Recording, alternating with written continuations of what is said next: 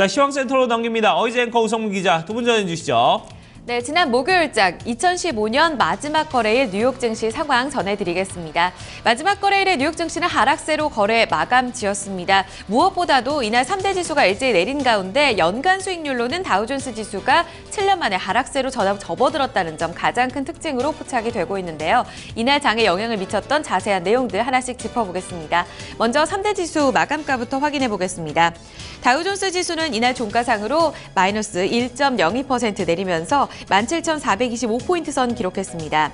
나스닥 지수가 5,007포인트 선에서 거래 마감 지었고요. S&P 500 지수 역시 0.94%, 1%의 하락률을 기록했습니다.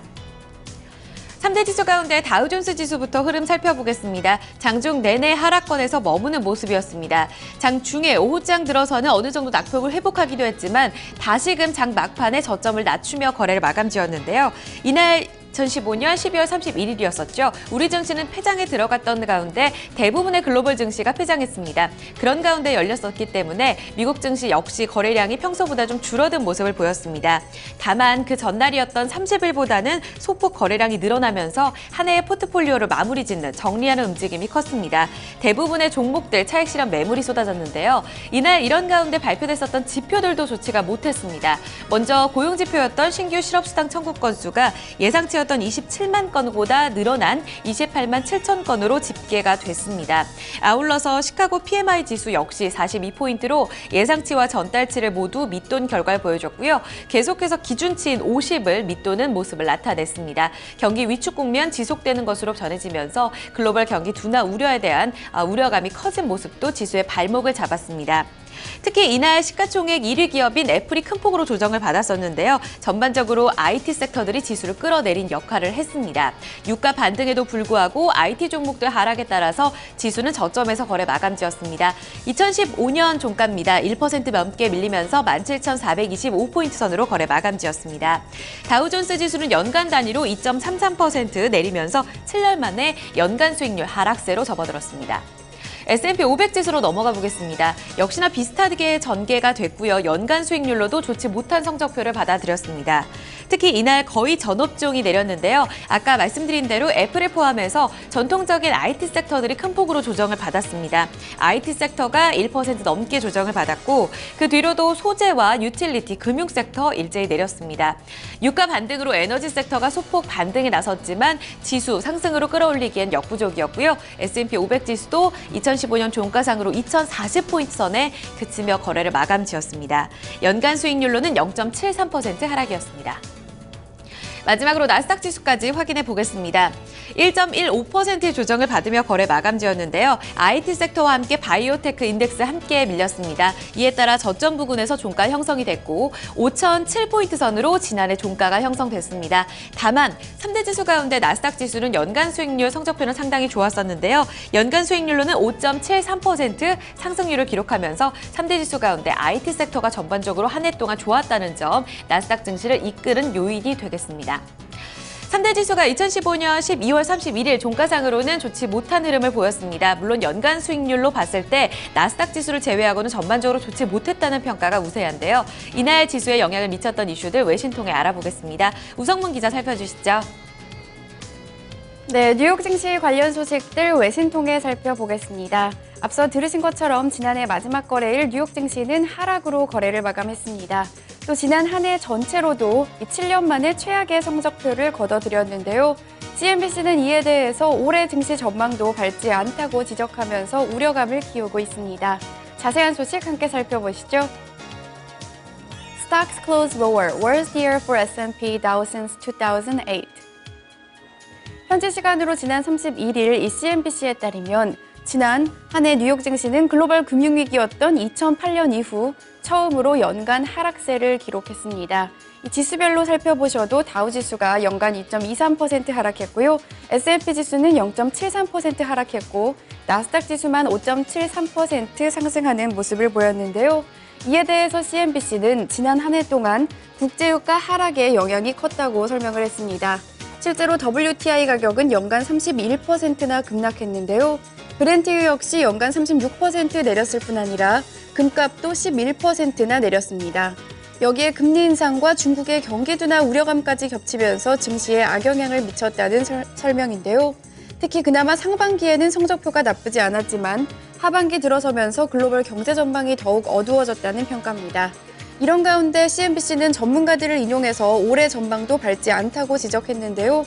먼저 원자재 시장이 개선될 기미가 보이지 않고 중국발 경기 둔화도 이어질 것으로 보인다는 전망입니다. 여기에 연준의 추가 금리 인상이 예상되어 있는 점 역시 앞으로의 전망을 더욱 어둡게 한다고 CNBC는 덧붙였습니다. 네, 이런 가운데 이날 발표됐던 경제 지표도 좋지가 못했습니다. 특히 부진함을 이어가고 있는 미국의 제조업 경기가 더욱 둔화된 것으로 확인이 됐는데요. 마켓워치 톡의 자세한 소식 함께 살펴보겠습니다. Chicago PMI plummet to 42.9, lowest since 2009. 현지 시간으로 지난 31일 마켓워치에 따르면 이 시카고 구매관리자협회는 12월 PMI가 42.9를 기록했다고 밝혔습니다. 전달 수치였던 48.7을 하회했을 뿐 아니라 지난 2008년 7월 이후 최악의 성적을 낸 것인데요. 또한 이 확장과 위축을 가늠하는 50에도 미치지가 못했습니다. 세부 항목 살펴보시면 전부 좋지가 못했는데요.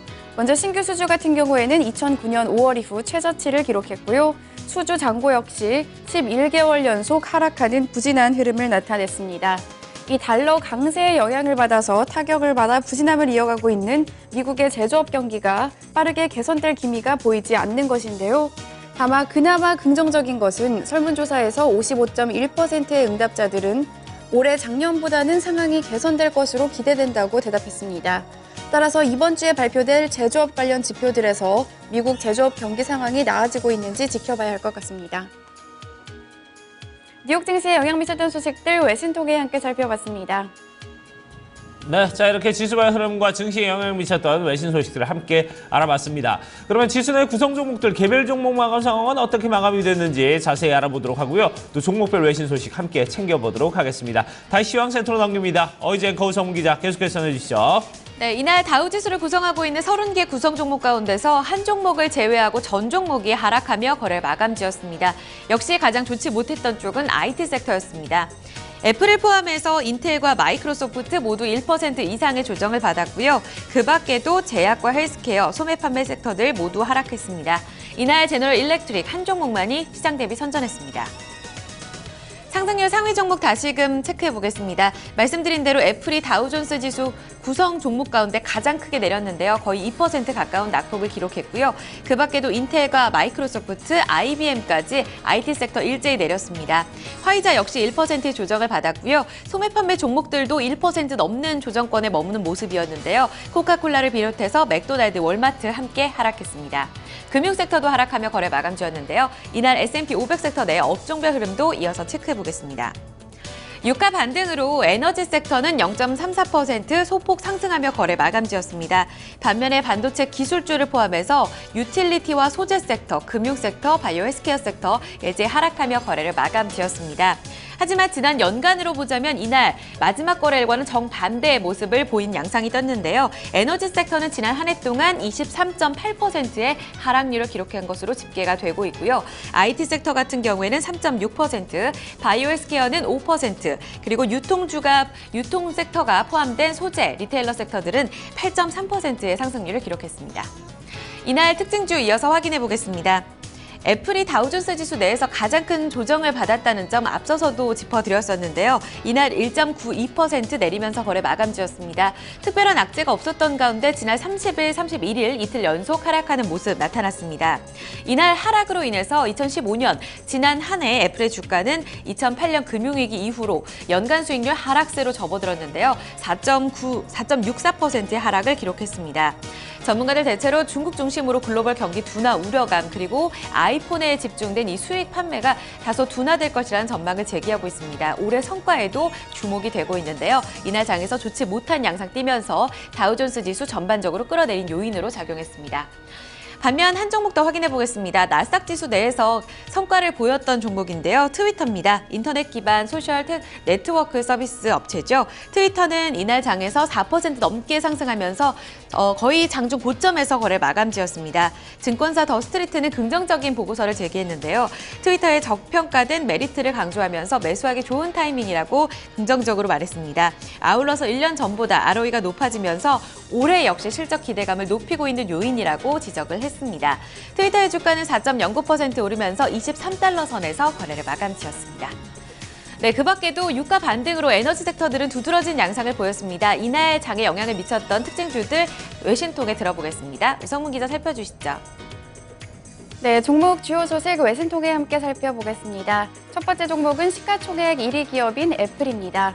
뉴욕 증시의 대장주라고도 할 수 있는 애플의 주가가 지난해 마지막 거래일 2% 가까이 하락하면서 거래를 마쳤습니다.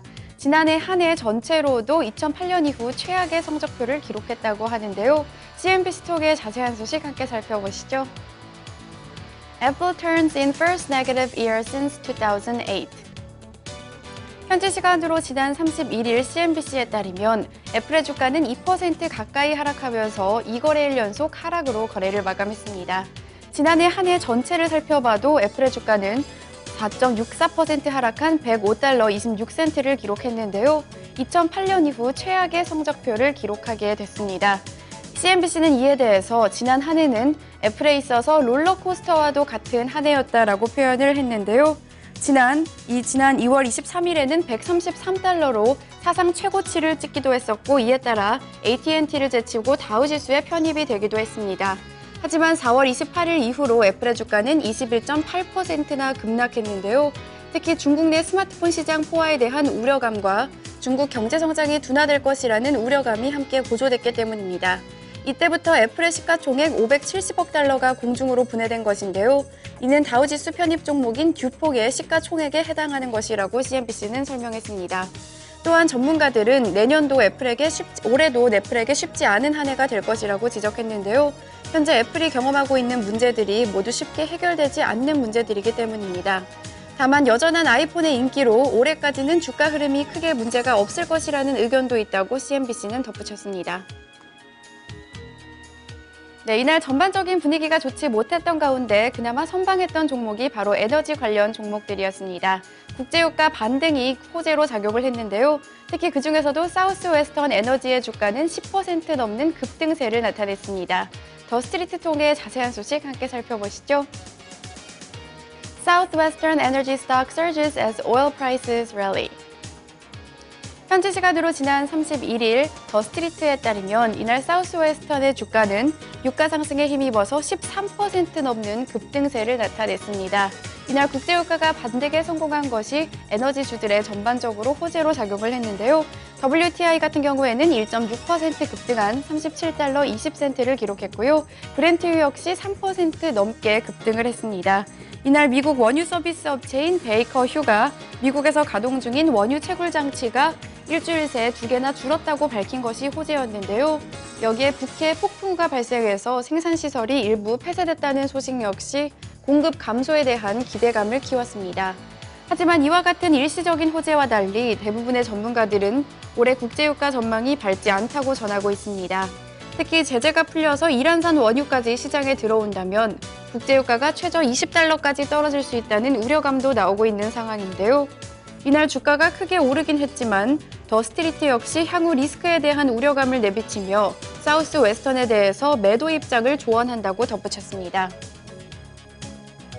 종목 주요 소식까지 외신통해 함께 살펴봤습니다. 네, 자 이렇게 지수 종목 마감 소식들 저희가 모두 다 살펴봤고요. 또 종목별 외신 소식도 한번 체크를 해봤습니다. 그러면 유럽 증시는 또 어떻게 마감이 됐는지 알아보도록 하고요. 또 상품 환율 채권 시장 마감 상황도 아울러 좀 체크를 해보도록 하죠. 어이젠커가 전해드립니다. 네, 유럽 증시 역시 한 해의 마무리 하락세로 거래 마감지였습니다. 주요국 증시 마감가 이어서 확인해 보겠습니다.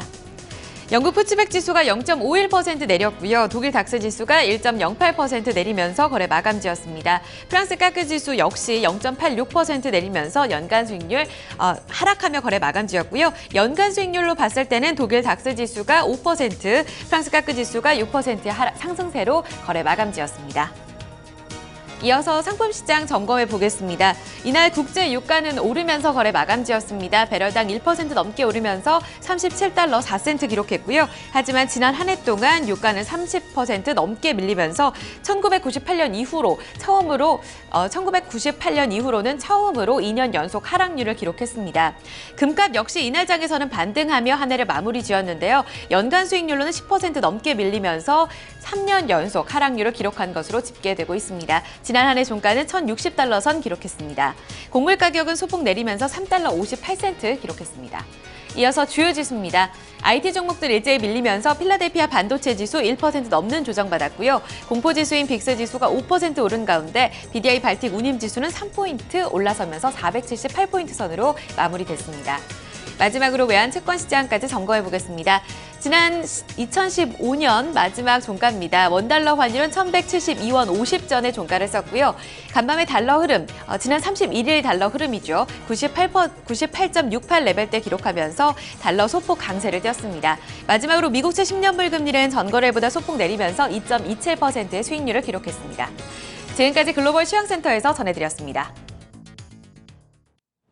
네, 자 이렇게 글로벌 시황 상황까지 저희가 모두 다 마감을 했습니다. 자, 오늘 날씨는 이제 한 해 좀 따뜻하게 좀 시작을 하면서 지난 주말은 아주 포근한 날씨를 기록을 했는데요. 내일부터는 이제 영하권으로 떨어진다고 합니다. 오늘 밤부터 좀 추워진다고 하니까요. 출근길에 이런 부분도 같이 좀 챙기셔야 되지 않을까 하는 생각이 드네요. 자, 토마토 모닝쇼 1부 순서 여기서 마무리 짓도록 하고요. 저희 잠시 후에 2부에서 다시 뵙도록 하겠습니다.